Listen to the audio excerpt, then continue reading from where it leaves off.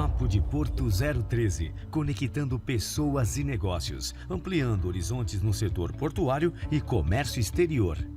Patrocínio Lavanderia Johnny Washer, conveniência e qualidade perto de você.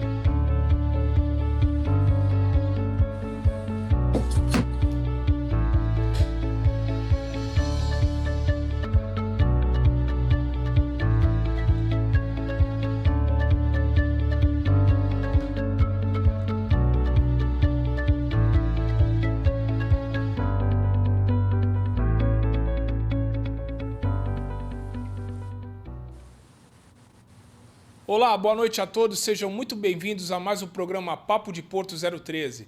Eu, Luiz Fabiano, serei seu anfitrião nesta próxima hora, mas não estarei sozinho nesta agradável noite de terça-feira. Estarei com um convidado para lá de especial, um amigo querido que conquistei na minha vida profissional.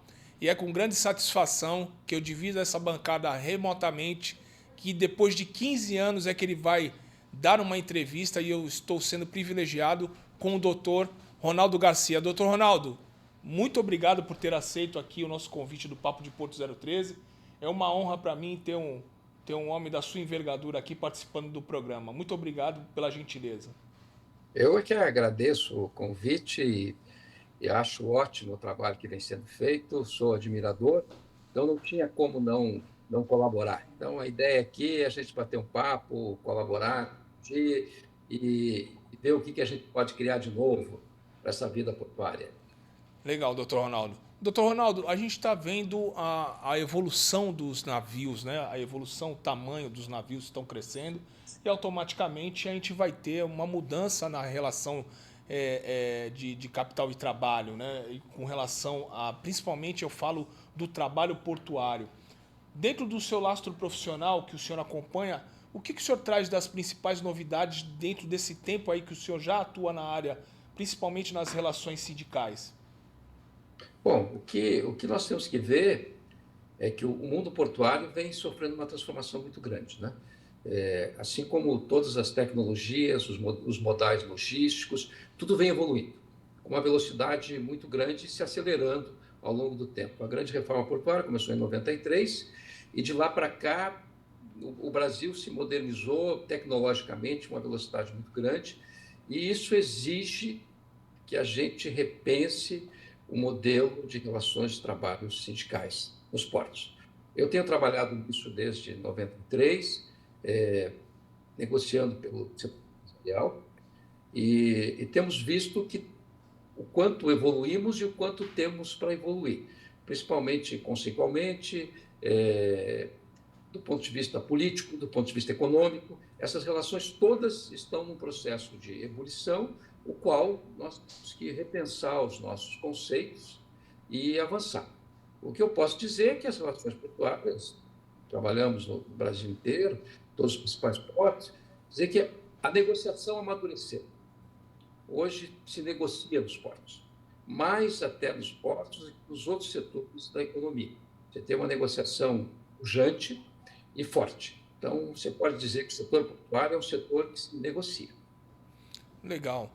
Quando o senhor fala dentro dessa negociação, né, das relações, da evolução que tem hoje das negociações, no passado o senhor entendia que não tinha, ou a gente não tinha esse hábito de sentar para negociar, porque a correlação de forças no passado ela era muito maior devido à massa laboral, que você tinha uma grande quantidade de pessoas manipulando cargas e automaticamente uma grande quantidade de pessoas sindicalizadas. Então, essa correlação de forças hoje o senhor identifica que está equilibrada? Olha, é a mudança, né? O primeiro ponto foi que as negociações deixaram de ser nacionais. Então, à medida que deixou de ser nacional, passaram a ser regionais. E a correlação de forças se dá regionalmente. Então, evidentemente, quando você tinha uma negociação nacional, o peso do Porto de Santos, por exemplo, ele pesava no país inteiro, certo? Se o Porto de Santos fizesse qualquer coisa, isso é uma diferença, a influência do Porto de Santos, por exemplo, no Porto de Ibituba, que é um porto pequeno. Então, essa relação acabou.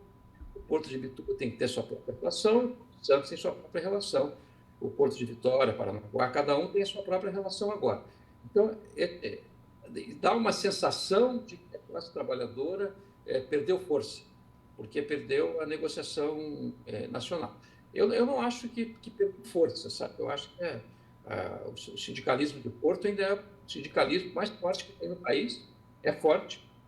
O que eu acho que tem, quer dizer, não sou eu que não posso dizer o que tem que fazer, mas eu acho que a gente tem que se atualizar, sabe? Nós temos que avançar nas pautas. Nós continuamos ainda nas mesmas pautas, certo? Então, esta evolução na pauta, na reestruturação do modelo sindical, do modelo de relações de trabalho, é que nós temos que discutir mais, temos que discutir muito pouco isso.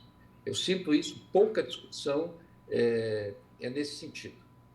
Legal. Então, em 93, quando eu comecei a negociar em Porto, nós tínhamos uma discussão sobre equipes de trabalho. E aí discutimos, queríamos reduzir as equipes de trabalhadores eram muito grandes, fazia muito quarteiro, se tinha trabalhadores, um trabalhava para o outro, em Santos você chamava de bagrinho, em Paranaguá galinha, em Recife cavalo, outro não sei o que e tal. Então você tinha uma distorção do modelo sindical, mas não que tirasse a sua essência, uma distorção. Então a equipe era o foco. Eu, quando entrei no Porto, foi para discutir equipe, certo? Passado um tempo, hoje, equipe já é uma coisa assim, ocasional, casual, que você tem. Elas não são tão decisivas nas coisas, tá? E sim, hoje a pauta sindical que mais me aparece é garantir o trabalho portuário, sabe? Do que discutir a equipe propriamente dita. Tem discussão de equipe, sempre temos essas organizações, mas não é só essa pauta. E o setor empresarial também não tem mais só essa pauta. Ele avança em outras áreas. Doutor, quando o senhor fala de garantia do trabalho portuário, é garantia de ter a carga no porto, garantia de ter a fluidez dessa carga, garantia de ter perenidade, né, nas questões de relações capital e trabalho, é isso? Para que a gente tenha cada dia mais a condição de requisitar o trabalhador portuário avulso? Olha, eu acho que a questão do trabalhador portuário avulso, primeiro, deixar claro, o trabalhador portuário avulso é um patrimônio nacional. Então, ele não pode ser tratado simplesmente como uma força de trabalho qualquer, que você põe tecnologia e descarta. Não é. É um patrimônio do país, é um modelo de trabalho que pode perfeitamente se adequar às condições modernas. Eu vou fazer um paralelo, uma brincadeira aqui. Se você considerar o Uber, você pode considerar que o Uber é igual ao ógimo e o motorista do Uber é igual ao trabalhador avulso. Quer dizer, eu faço um pedido no Uber e o Uber escala o motorista para mim, certo?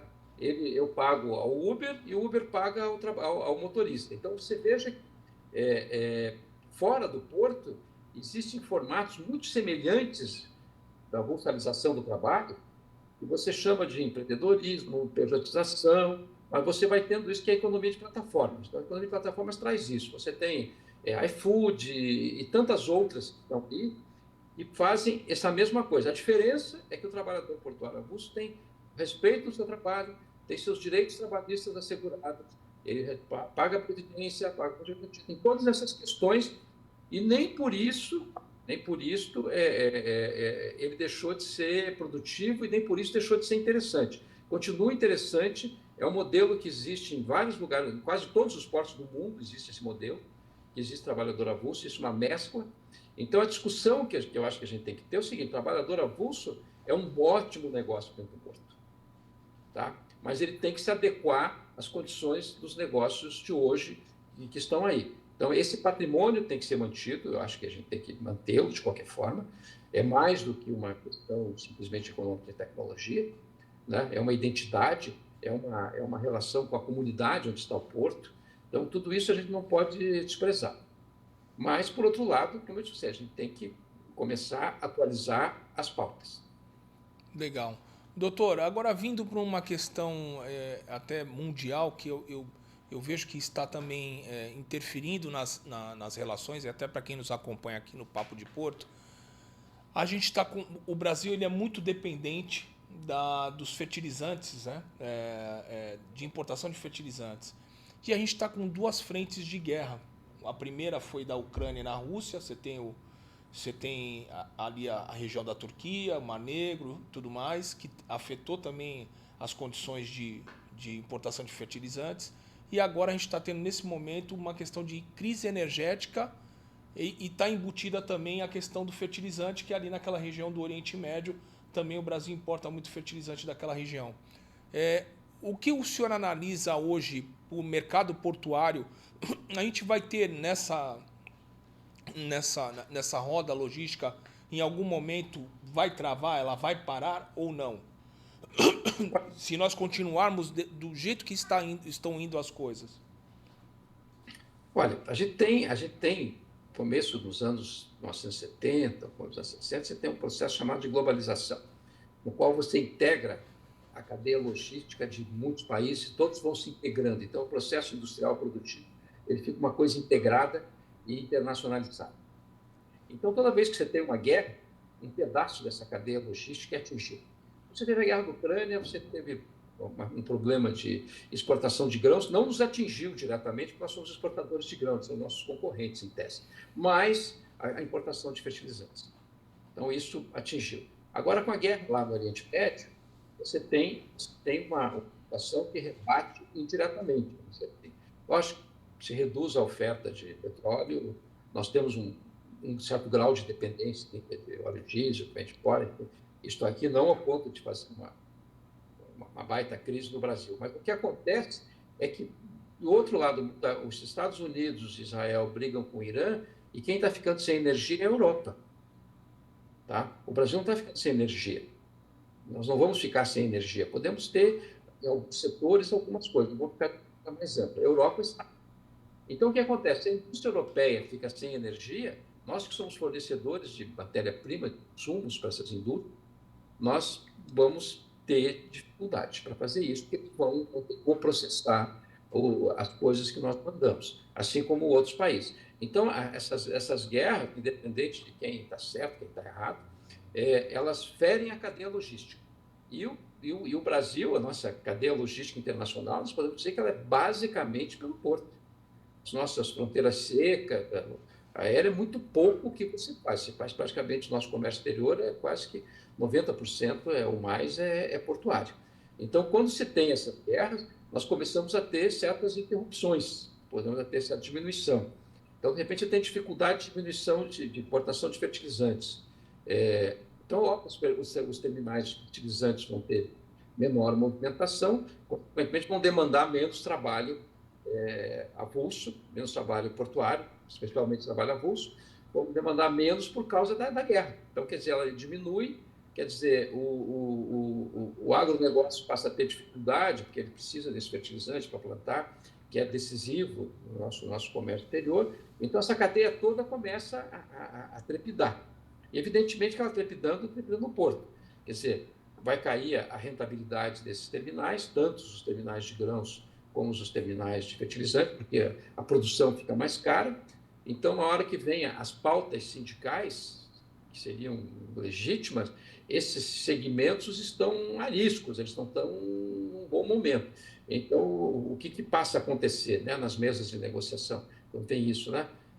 As pautas econômicas acabam sendo muito endurecidas por parte das empresas. Né? Sem contar que você pode ter, dependendo do grau que avance isso, inclusive uma perda de movimentação, que significaria para o trabalhador portuário avulso uma perda de emprego.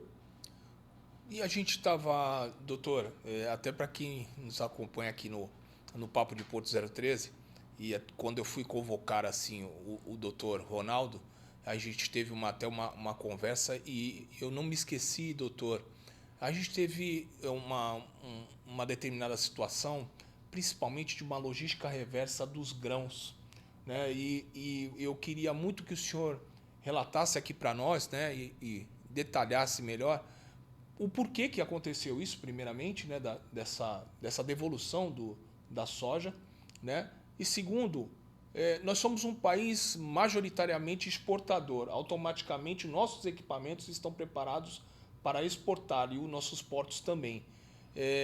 Como que a gente pode fazer nesses casos que a gente está tendo assim, uma certa frequência, não só com a soja, mas também com a devolução de açúcar? Eu percebi isso aqui no Porto de Santos. Falo sempre pela minha casa, doutor, porque eu não gosto de falar da casa dos outros, né? Mas aqui em Santos a gente tem percebido algumas situações atípicas. Como é que a gente pode fazer para preparar um cenário quando a gente tiver essa logística reversa?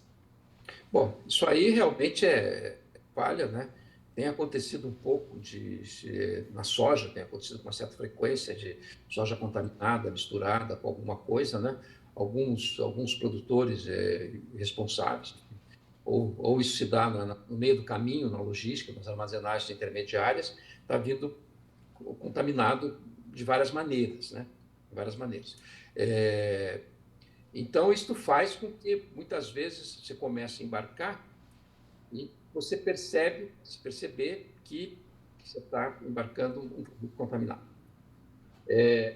Quando isso se dá no começo de operação, você tem pouca coisa, você vai parar a operação e vai fazer aquilo que os terminais não estão preparados para fazer, que é desembarcar, porque todo o equipamento é exclusivamente de embarque, as relações trabalhistas são exclusivamente de embarque. O desembarque se dá na retaguarda quando você recebe, né, caminhões, trens, enfim, você faz isso. Então, isso era uma coisa que não era para acontecer, aconteceu algumas vezes recentemente, e não só no Porto de Santos, em outros portos também, o que nos obrigou a cada porto ter uma solução. Então, o que acontece? Primeiro, você não tem acordo coletivo para fazer isso. Então, e normalmente as empresas que têm acordo coletivo e têm capacidade de fazer isso são as empresas de cais público, mesmo nos outros portos. Cais público é uma expressão muito do Porto de Santos, essa expressão, tá? Que fazem serviços de portos, fazem tanto descarga, carga, eles fazem o trabalho que houver, tá certo?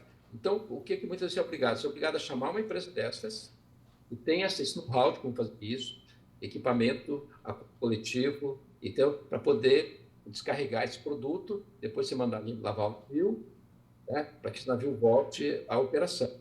Então, isso acontece, então está acendendo uma luz amarela, que nós temos que colocar isto nas normas coletivas agora, porque esta falha que não vinha ocorrendo, ou quando ocorria era muito eventual, ou quando ocorria, porque às vezes em alguns terminais misturavam um pouco de soja com milho por alguma deficiência na mudança de plataforma dentro do terminal, aí era um tipo de coisa. Agora não, os problemas estão sendo diversificados agora, com areia, com não sei o quê, sabe? Então, tipos de software muito misturado, enfim, está acontecendo algumas coisas nesse sentido. Então, o que nós temos que fazer no mundo das relações de trabalho? Chamar os sindicatos, olha, nós vamos ter agora não só embarque, podemos ter uma situação emergencial de desembarque, e que vamos ter que pensar junto o que nós vamos fazer. Eu, recentemente, tinha um acordo nesse sentido no norte do Brasil, no Arco Norte, onde houve a situação, a empresa, o terminal, não tinha estrutura para fazer isso, não tinha acordo coletivo, terceirizou a operação para uma empresa de caixa pública que faz esse tipo de operação, e a empresa passou já para o sindicato e negociar uma condição para isso, uma condição específica para quando isso ocorre, né? Então, já negociamos com os estivadores, com o pessoal de capatazia, enfim, como é que nós vamos fazer isso, né? Porque não tem, né? Você não tem um funil para o desembarque, você não tem uma série de coisas que seriam necessárias para isso, né? Você pode até arrumar um guindaste, greve e tal, e você tirar lá de dentro. Mas e daí, né? Como é que eu ponho? Cadê o funil, cadê o caminhão, cadê essas coisas todas? Deu acesso para isso, né? Que você está com os caminhões exclusivamente nos armazéns. Então, é todo um processo que tem que fazer quando isso falha.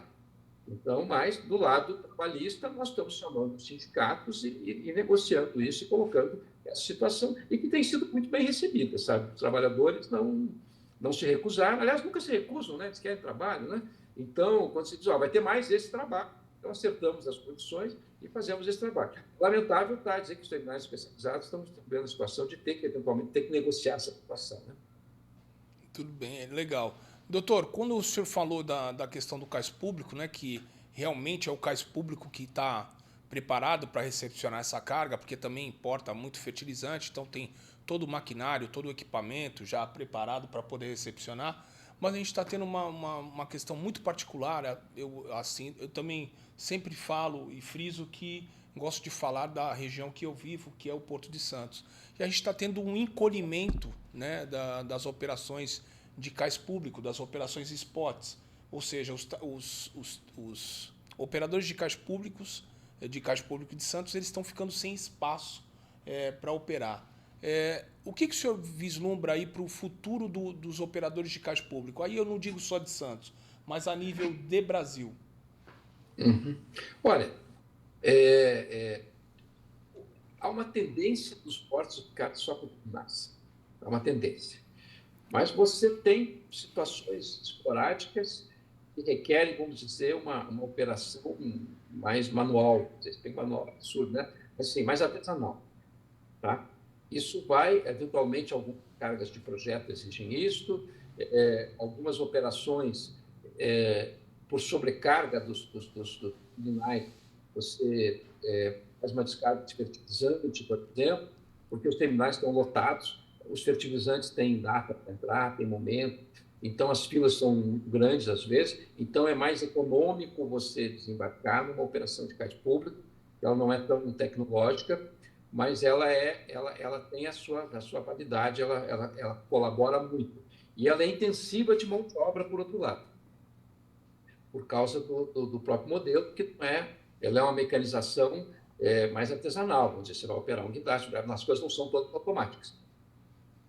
Tá? Então, só que o Porto de Santos, tem as gestões, enfim, elas vêm assim, uma pressão muito grande para esses espaços que seriam dedicados ao cais público, sejam dedicados para terminais, onde você vai pôr terminais altamente sofisticados e tal, e o cais público vem perdendo paulatinamente o seu espaço.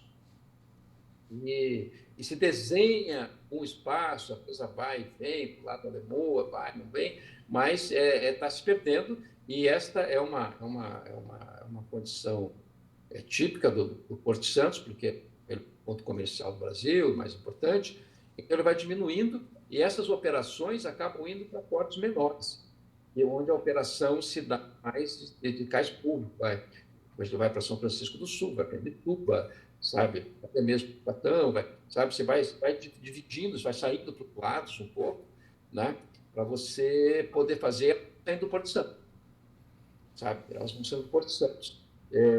Pese todo o esforço de operadores públicos, de comercial, de preço, de tudo, dessas coisas todas, mas não há uma grande boa vontade nesse sentido, e o olho grande em cima dos passos que podem ser utilizados para terminais é muito grande.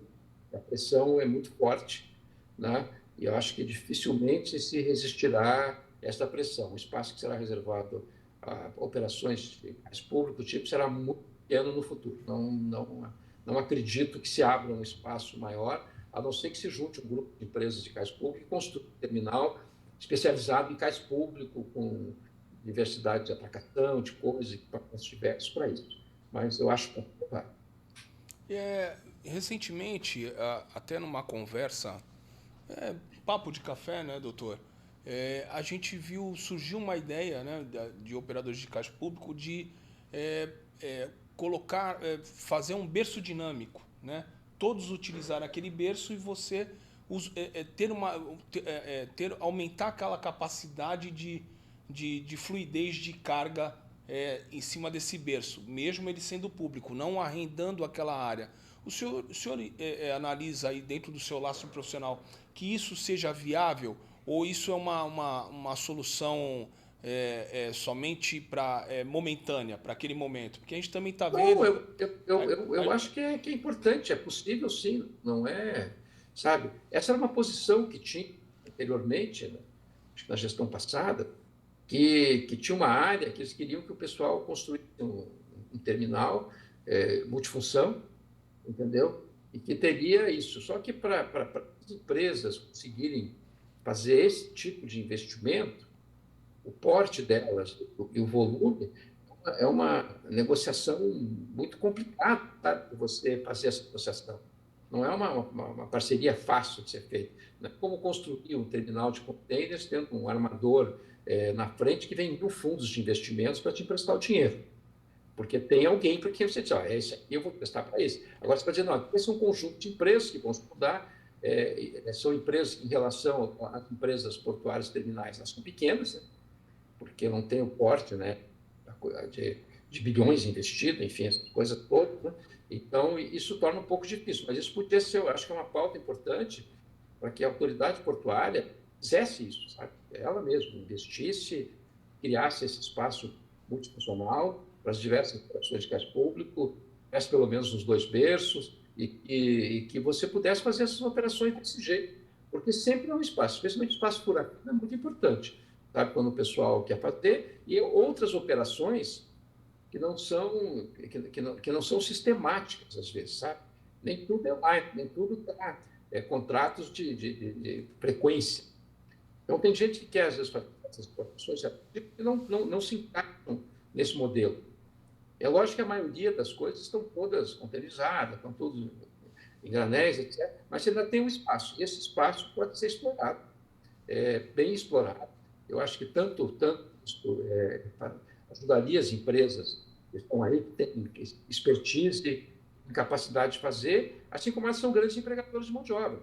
Também, socialmente, você faz um benefício para a cidade, para a coletividade, o que é muito, muito importante. Eu acho que seria bem importante essa tese.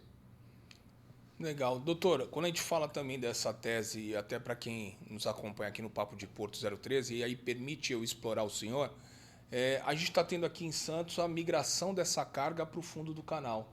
E automaticamente ela impacta na contratação de mão de obra do trabalho avulso. Dentro desse transit time, o senhor acha que é viável a quem importa esse fertilizante levar a carga para o fundo do canal, dentro do tempo de atracação do navio, que aí a gente conta o tempo de fila mais o tempo de atracação do navio, ele vai ficar um tempo muito alto, e eu queria saber, do ponto de vista de compensação, compensa o navio percorrer essa pernada todinha para poder descarregar essa carga no fundo do canal? Olha, se ele vai atacar, nós estamos falando de 2, 3 dias de navegação, certo? Vamos dizer, 4 dias de navegação e de volta para ser para um porto mais próximo, né? Isso exagerando, né, a navegação, certo? Exagerando. Para ir para São Francisco do Sul, em Cuba, não é tanto tempo assim. Se ele vai esperar 15 dias no Porto Santos, 20 dias, entendeu? Se você considerar um custo de um navio parado de $50.000, tá? Seja $30.000, um push, sabe? Você vai dizer assim, vou dias, ou eu navego um pouco mais, navego mais 2 dias e eu não espero nada, tá? Então, você vai ver que compensa, inclusive essas operações de isosportes, inclusive, um pouco mais cara, tem em relação à mão de obra, é mais caro que Santos, tá? Mas vale a pena, né? Porque você põe o navio para rodar, certo? Então, essa é a competição entre os portos, quer dizer, há um espaço de porto pequeno, há um espaço de porto de cais público. Nem todos os portos vão ter essa vocação de ter grandes terminais, certo? Então, há um espaço, e esses portos acabam ocupando esse espaço, que era um espaço que havia no Porto de Santos, e se viabiliza pelo outro lado. Aí, quando você vai ver nesses portos, onde a operação é 100%, praticamente 100% trabalho avulso, 100% público, o ganho médio do trabalhador avulso é muito maior que o ganho médio do trabalhador de Santos. E é o maior de todos, né? Quer dizer, o que mais movimenta, mas você vai ver o estivador, que é a sua categoria, o estivador lá ganha o dobro do estivador de Santos. O ticket médio é maior, né? Entendeu? Então, porque lá o foco, o negócio é este. Então, tanto os pequenos operadores têm uma rentabilidade boa, pequenos em relação a Santos, né? Lá eles são grandes. Tá? Eles têm uma rentabilidade boa no seu negócio, e os trabalhadores ganham muito. Você pega o porto lá, ninguém fala em vínculo. Entendeu? Ninguém está falando em vínculo lá. Isso que no Porto de Santos é um demônio na cabeça dos trabalhadores, né? As empresas vinculando, trabalhadores avulsos, mas ninguém fala em vínculo. E quando você vai descendo um pouco mais para outros portos, tipo Itajaí, Imbituba, o vínculo é uma coisa muito ocasional para operar determinados equipamentos, umas coisas assim que há um pouco, sabe? Mas, no modo geral, não há tanta preocupação nesse sentido, não, sabe? Vamos dizer assim, enquanto a preocupação de Santos de 0 a 100 é 80, você vai pegar nesses outros portos de 0 a 100 é 20. Tá? Porque eles têm um outro formato de negócio.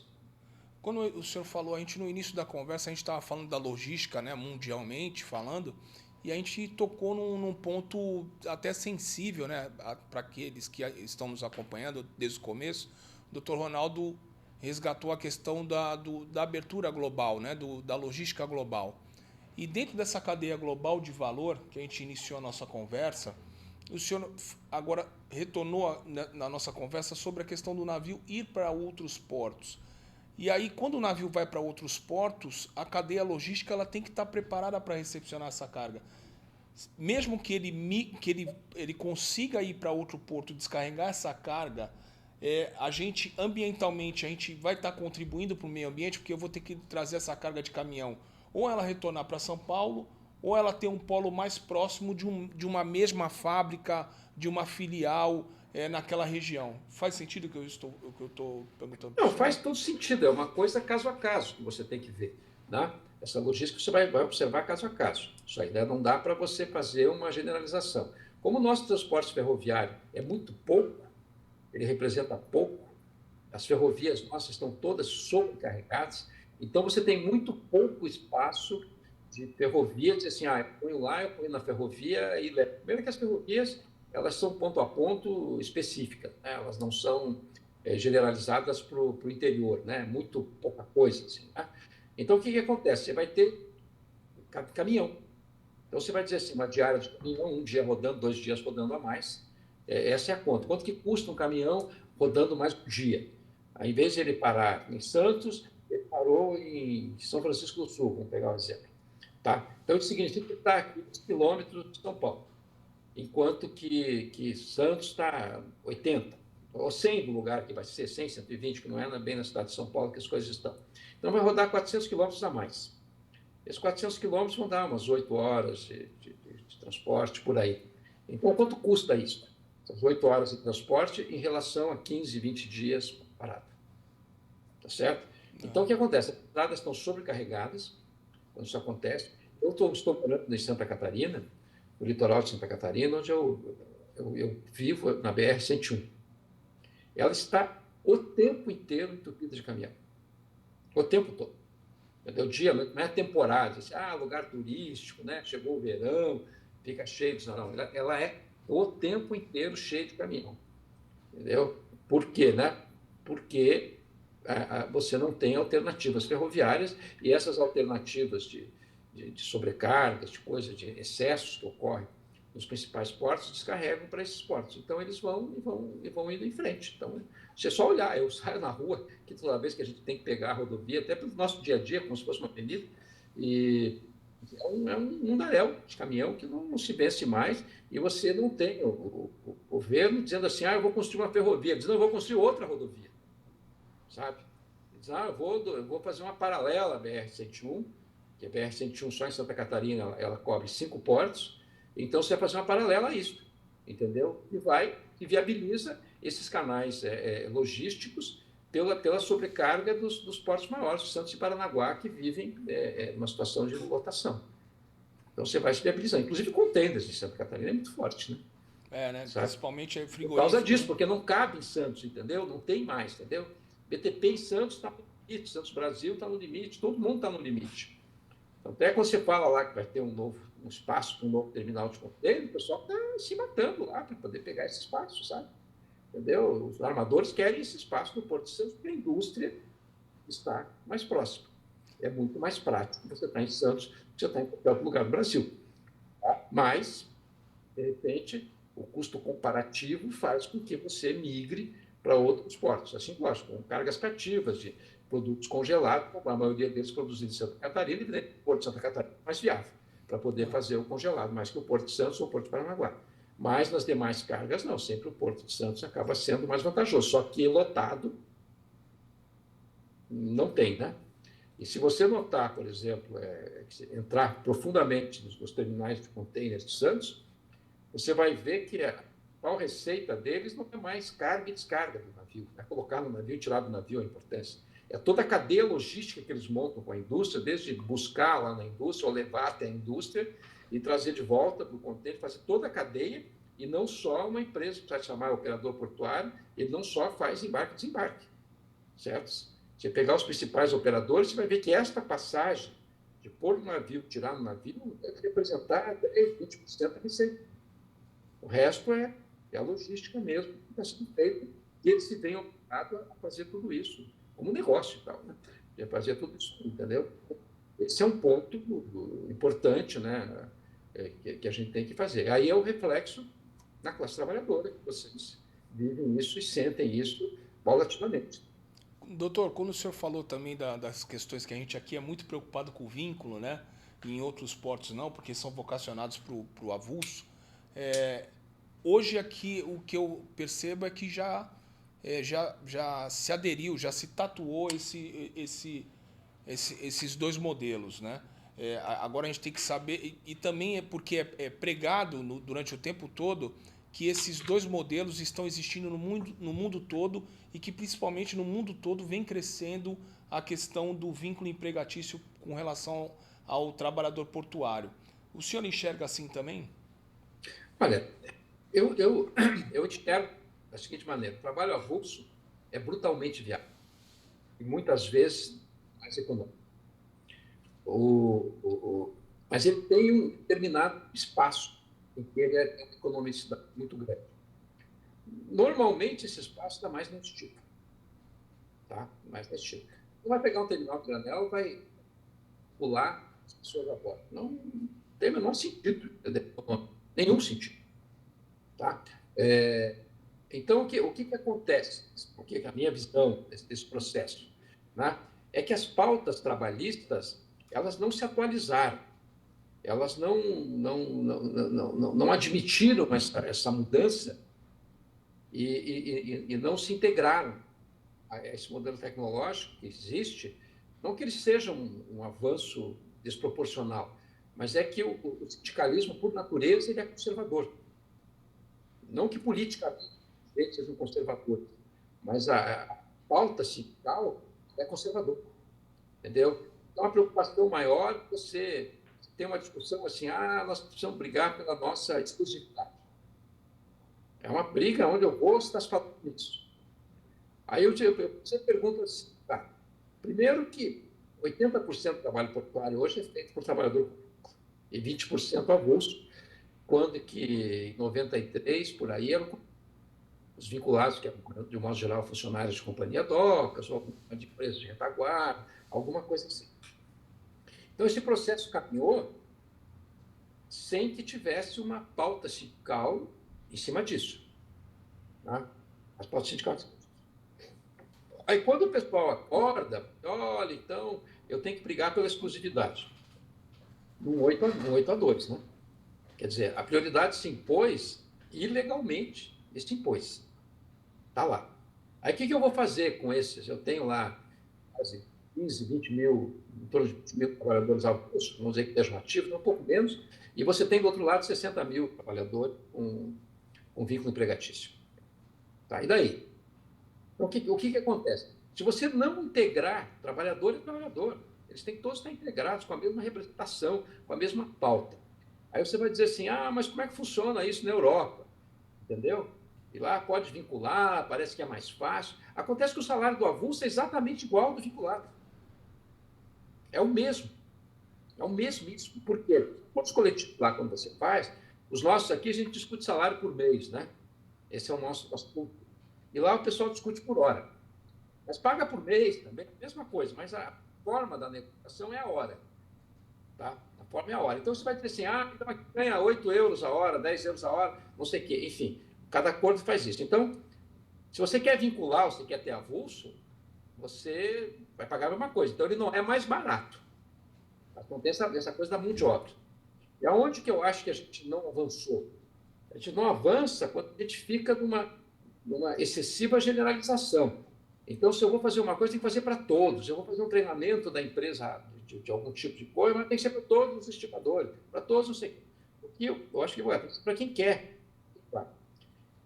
Os modelos de escalação ainda continuam os mesmos no tempo em que o sindicato escalava. Certo? Uma fila continuada e vai todo mundo. O que acontece nos terminais da Europa? Os grupos são especializados. Vamos supor que vai pegar o Porto de Santos. Então, teria um grupo de pessoas que fica na margem esquerda, outro na margem direita. Tá? Vai ter o pessoal que fica à disposição do terminal de container, outro vai ficar à disposição do terminal de fertilizante do outro lado. Aquele grupo. Então, a própria empresa faz a escalação deles, né? Vai garantindo, vai ter navio, assim a turma vai rodando. Então, e você vai tendo o pessoal. Quando alguém lá se encrenca, sai, não quer mais, ele volta para algo que seria semelhante ao ódio, e ele se escala num outro grupo, do outro lado. Ele vai para um outro ponto. Né? Então, quer dizer, nós não temos nenhuma discussão sobre escalação, sobre processo de escalação. Nós continuamos a mesma coisa, só falta o pessoal levantar o cartão. Não sei se você pegou esse período, né? Não sei se você é tão antigo assim, mas você tem a cara de novo, né? Mas e o cara está com o cartão lá e o contramestre dizendo vai você, vai você, vai você. Tá certo? É o câmbio, lá está furando o cartão. Tá? Então, mas a escala continua igual. E quando você fala em discutir uma nova escala, a gente é apedrejado. Tá? Porque não é para todo mundo tem que ir, é para todos, para todos, para todos. Mas não é assim que está o mundo. Tá? Então você não atualiza isso. Você não tem coragem de fazer isso, de assumir, né? Por quê? Porque tem uma visão conservadora, ainda lá dos anos de 1980, Sumaman, que é tudo para todos e todo mundo é igual assim, nesse sentido. Mas quando, na realidade, isto garantiria brutalmente o trabalho avulso. Isso é uma coisa que faz com que diminua a qualidade do trabalho avulso, porque os trabalhadores se especializam, eles ficam ali, eles se relacionam melhor com os funcionários da empresa, eles conhecem mais claramente as regras de segurança, tudo isso facilita a hora do trabalho. Tudo isso facilita e se viabiliza o trabalho avulso. Agora, se o camarada roda muito, tem 20 turmas, não sei o quê, nós vamos rodando, você tira isso. Então, isso é um processo de ter uma discussão sobre isso. Não é uma imposição, nem a gente querer fazer um acordo. Nós temos que ter pauta de discussão de como que nós utilizamos o trabalho avulso, e não de ficar igualzinho que vai acontecer. Eu discuto avulso vinculado, avulso vinculado, avulso vinculado. Eu só tenho essa discussão. Mas eu não tenho discussão sobre escalação, eu não tenho discussão sobre ógimo, eu não tenho discussão sobre trabalhadores que a justiça reconheceu a contratação deles, o vínculo deles, não sei o que fazer, que categoria eles são, certo? Eu não tenho a discussão sobre a unificação dos sindicatos, né? E quando você vai para fora do Brasil, só tem uma categoria, chama-se estibador. É capatazia, tudo, trabalho terra, borda, é tudo uma coisa só. A pessoa vai naquilo que é especializado. Então, todas essas discussões, elas não estão presentes. E como só está presente vínculo e avulso, o que acontece? As empresas vão avançando no vínculo. Vão avançando. E o PL 733 disse assim, vamos discutir, brigando pela exclusividade. Aonde que está a exclusividade? No ódio. Só existe exclusividade se existe ódio. E o que nós estamos discutindo de ódio? No PL.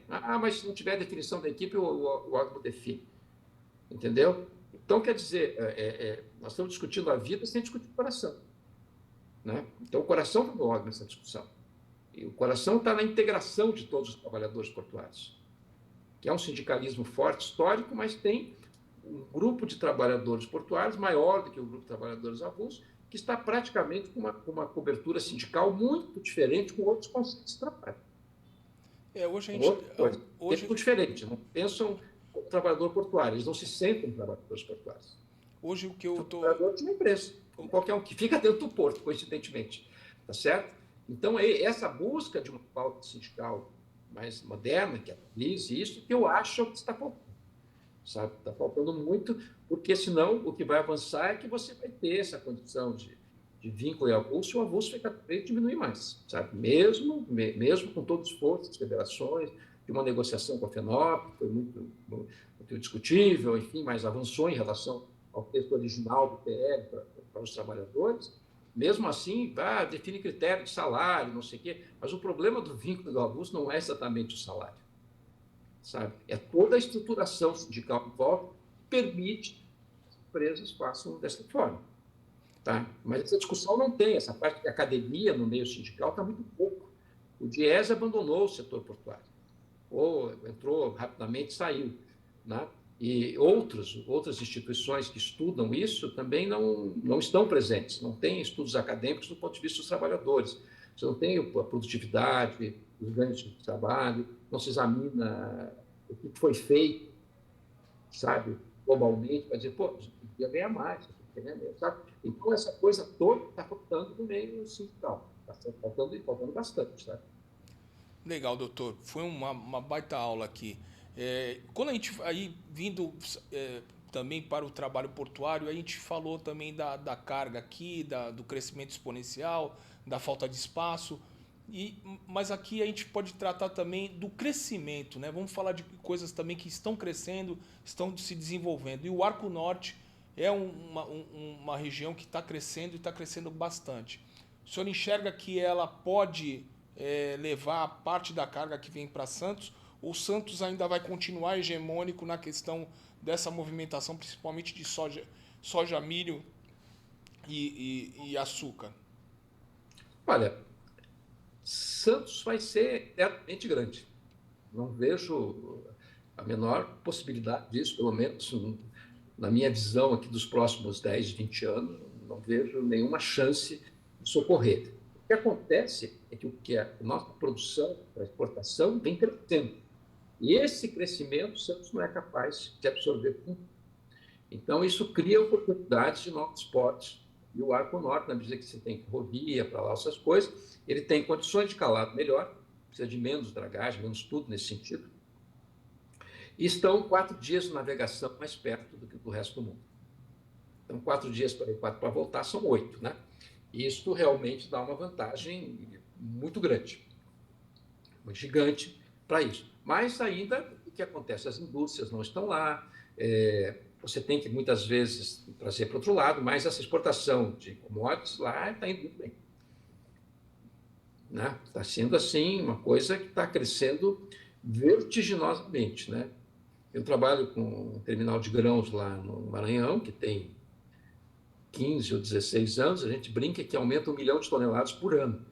Então, já está movimentando 16, 17 milhões de toneladas e com pedido de investimentos, de construir berço, aumentar a sua capacidade, porque tem carga, certo?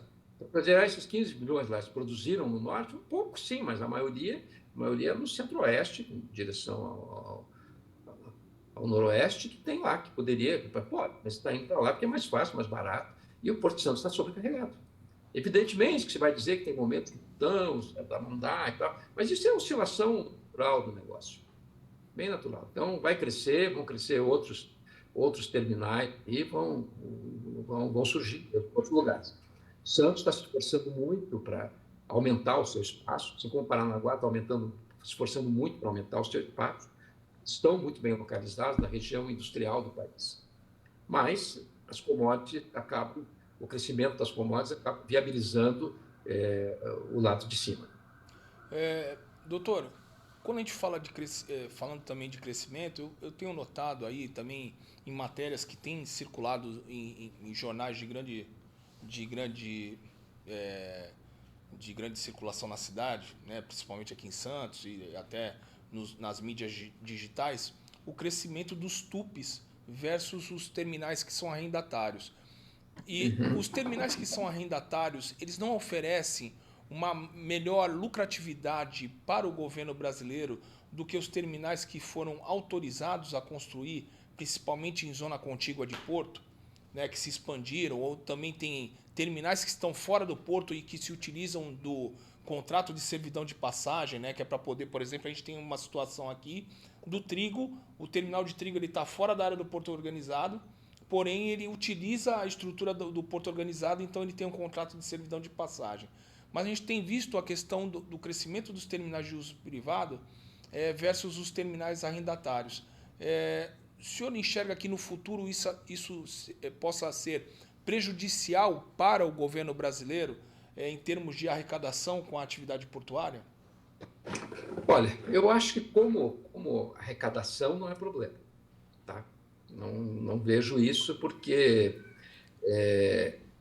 os principais impostos que se cobram, tanto de importação, onde houver importação, enfim, o que houver da carga tributária é sobrecarga, né? Então, isso não modifica. Você tem um modelo que está montado que cria uma concorrência brutalmente desleal para quem está no porto público, né, em relação ao TUP. Né? Então, há um desequilíbrio, e esse desequilíbrio se acentuou com a 12.815, ficou bem desequilibrado, e que isso é um dos aspectos do PL 733, que está se discutindo muito, né? Embora a gente, do lado de cá, só discuta a parte trabalhista, mas do lado de lá você tem essa discussão TUPS versus Porto Público, certo? Isso é uma discussão grande, pesada, né? E que envolve interesses, né? Desde o Porto Público ter uma regulação maior, entre a regulação maior é o próprio trabalhador também, que tem OG, essas coisas assim, o pessoal quer fugir. E do outro lado, você tem um terminal que você faz, às vezes, no entorno do Porto Público, né? Ou que você atravessa o Porto Público inteiro, a distância, né? Você vai lá na Cosipa, né? E assim como você tem outros TUPs, que ele usa trabalho avulso, trabalho normal, né? Entendeu? Como esse Citruçuco lá. Ele é um TUP, mas ele nunca brigou por causa disso no Porto Santos, tá? E também no meio do Porto. Então você tem essa situação, mas esse é um ponto pesado de discussão, que é a discussão do modelo portuário. Esse é o ponto. Qual é o modelo? Nós vamos ter um sistema lógico, qual é o modelo que nós vamos ter, né? Como é que nós temos gestões estáveis dentro do porto? Como é que o gestor do porto não é um cara sujeito a mudanças políticas, né? Que fique lá 5, 10, 15 anos fazendo um trabalho, que faça a política do porto seja uma política de longo prazo, porque é um ponto estratégico no país, né? É a fronteira, né? Então, como você faz políticas de longo prazo, onde você tem uma interferência política muito grande e você não tem um modelo com estabilidade jurídica muito grande. Agora tem avançado muito no Brasil, muito, avançou muito, muito. Então, esse debate está sendo feito, é pesado, acho que os trabalhadores têm que participar de entender este modelo econômico, que dê possibilidade do porto investir, ser mais ágil, ter uma gestão mais ágil, e tudo o que diz respeito à agilidade necessária para o trabalho portuário, desde a agilização do despacho, de tudo, entendeu? Onde você possa ter uma gestão desse sentido. Então, esse é outro debate que está no PL 733, esses modelos. Quando a gente fala do TUP, doutor, e até para quem nos acompanha aqui no Papo de Porto 013, quais são as principais vantagens que o TUP tem hoje em cima do arrendamento portuário? Olha, ele não tem que discutir atracação, ele não tem que usar trabalhador do OGMO, nem com prioridade, nem com exclusividade, né? Ele faz sua própria gestão integralmente, entendeu? Não está sujeito à administração pública, às vezes com virtudes, às vezes com defeito, né?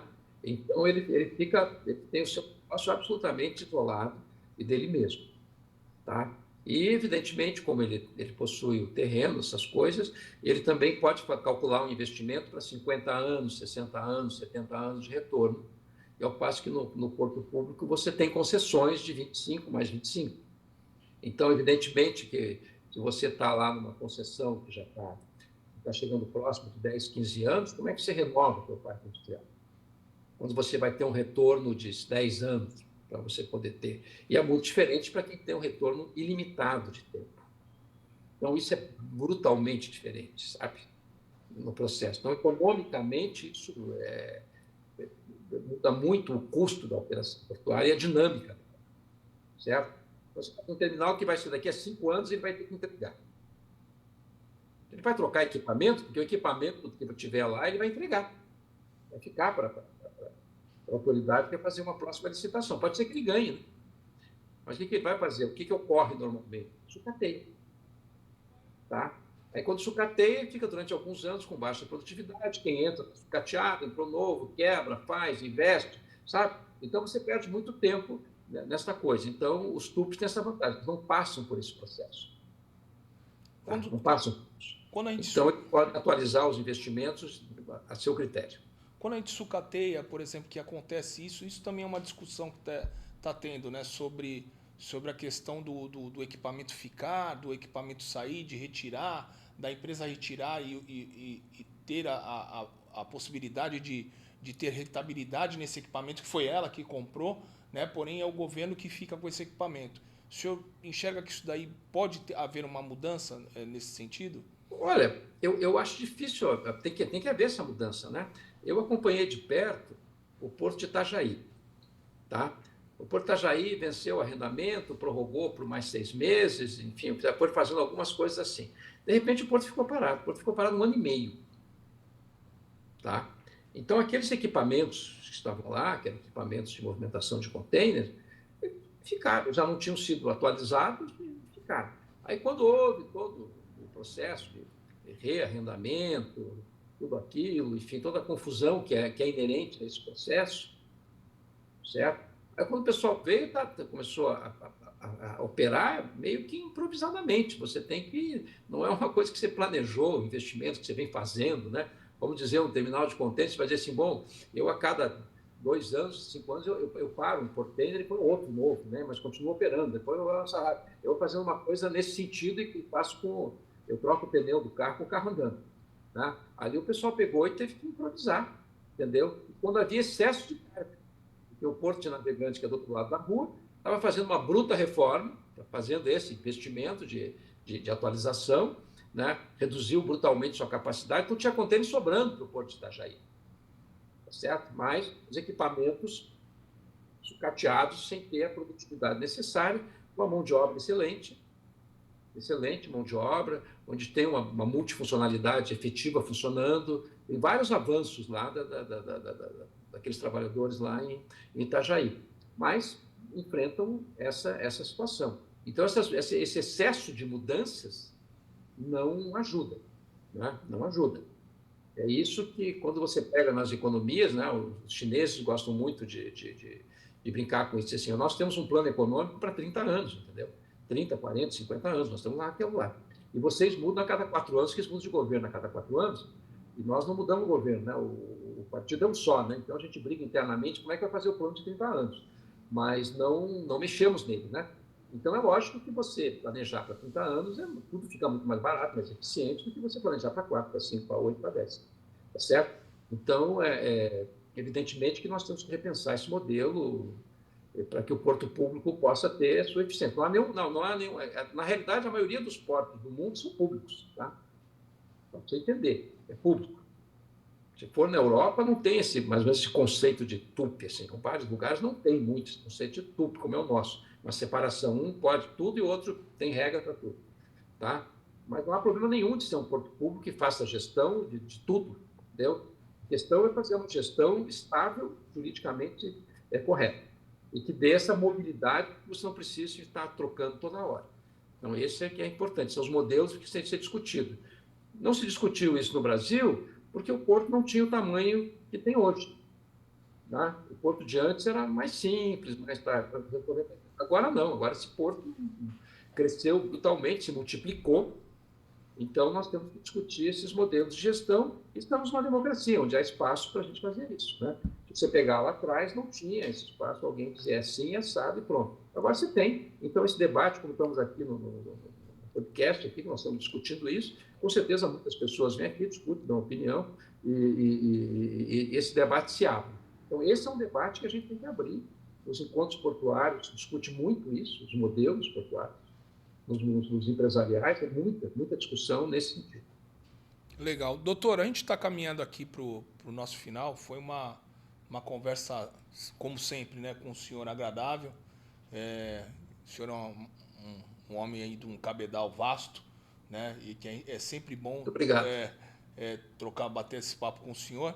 E eu gostaria que o senhor fizesse as suas considerações finais aqui para a gente encerrar o programa. Agradecer, porque após 15 anos aí eu consegui a entrevista de um homem que já está no setor há um bom tempo, né, negociando, então sabe ambos os lados, tanto o lado do capital quanto o lado do trabalho, o lado laboral. Muito obrigado pela sua presença aqui. Fique à vontade para o senhor fazer as suas considerações finais. Olha, e mandar um abraço para quem o senhor quiser e desejar. Rapaz, quero mandar um abraço para toda a classe trabalhadora e empresarial do esporte, onde eu trabalho, né, fazendo a relação capital-trabalho. Mas o que eu queria agradecer, dizer, eu não sempre me fugi de entrevistas, né, porque me associariam muito com empresas as quais eu estaria negociando e eu não estou autorizado para empresa. Eu sou uma ferramenta dentro das empresas, não sou a empresa, não sou protagonismo, né? Então, isso fez com que eu evitasse esse tipo de aparição, né? Apesar de toda a experiência acumulada, acho que temos mais de 5.000 acordos firmados, e que pudesse ser feito. Então, quando veio o seu convite, eu achei que era hora de eu mudar um pouco e eu me expor, mas não seria qualquer um. Então, vocês foram... eu fiquei muito honrado, aceitei prontamente o convite, acho que é muito legal o que está sendo feito, gosto do debate, fico à disposição de vocês para a gente poder debater mais o assunto de porto, de obra, o que for, né? Porque eu acho que é isto que vai funcionar, que vai fazer melhorar. É essas atitudes e a gente poder discutir as coisas, não só estar no ambiente de disputa capital-trabalho, uma database, onde não quero ganhar mais do que pagamento, e sim discutir o futuro, como é que serão as coisas fora disso, onde todas as cabeças se somam. Nós não somos inimigos nem adversários, certo? O porto é um condomínio, está todo mundo lá dentro. Quer seja ali dentro, seja TUP, não seja TUP, é o bolso vinculado, está todo mundo dentro desse condomínio. Tem uma parede, um muro que ele fecha. E lá dentro nós temos que discutir todos juntos. Eu agradeço a todos, um grande abraço a todos os seus espectadores, seus seguidores e a todos mais. Obrigado, doutor. E a gente vai finalizando aqui o nosso programa. Para quem quiser acompanhar esta entrevista e outras mais, acesse a nossa página no YouTube, @Papo de Porto 013, e a nossa página no Instagram é @Papo de Porto 013. Desejo a todos uma semana de vitórias, que Deus agracie a vida de todos vocês. O meu muito obrigado, um forte abraço e fiquem com Deus.